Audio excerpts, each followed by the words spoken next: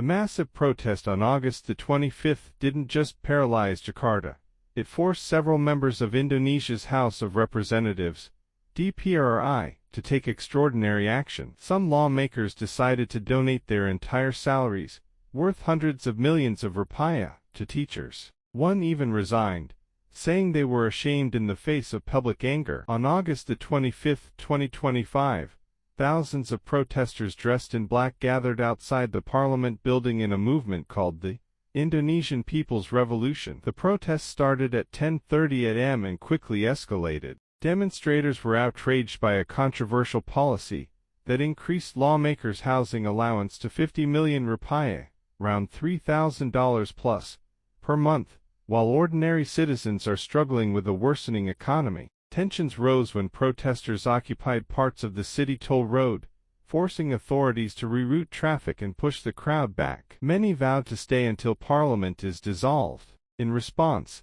DPR member Nava Erbach made a shocking announcement. She would donate all of her salary and allowances until 2029 to her constituents, especially teachers in her district in Central Java. Nava admitted that she initially supported the housing allowance, citing Jakarta's traffic problems, but later decided to redirect her income as a commitment to the people. She promised that all funds would be distributed transparently, starting with registering local teachers to ensure accurate targeting. Reports on social media claim that 5 to 7 other lawmakers are quietly planning to donate most of their salaries as well, inspired by the moral pressure of the protest and public outrage. Some young members of parliament are said to be coordinating a salary for teachers movement as a sign of solidarity. Adding to the drama, a viral TikTok video claimed that musician-turned-politician Pasha Anu has resigned from parliament entirely. In the clip, Pasha is heard saying,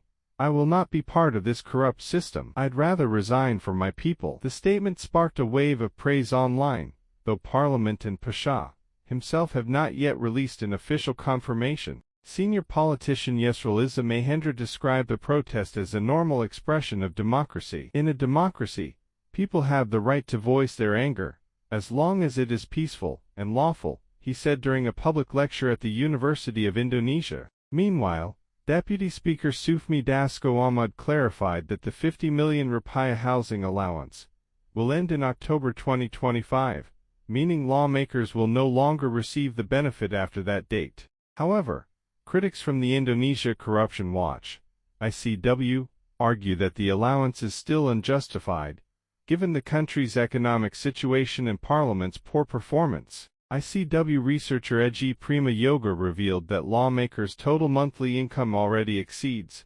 100 million rupiah, double the amount compared to the previous 2019-2024 term. He called the housing allowance excessive and pointed out that many lawmakers rarely attend sessions, making the argument for housing near the parliament building weak. Parliament keeps finding new ways to create allowances: recess allowance, communication allowance, working visit allowance, and now housing allowance, Egi said. It looks more like a strategy to increase their income rather than a necessity. This protest has become a powerful reminder that the voice of the people can no longer be ignored. The big question now, will these dramatic actions mark the beginning of a real change in Indonesia's parliament?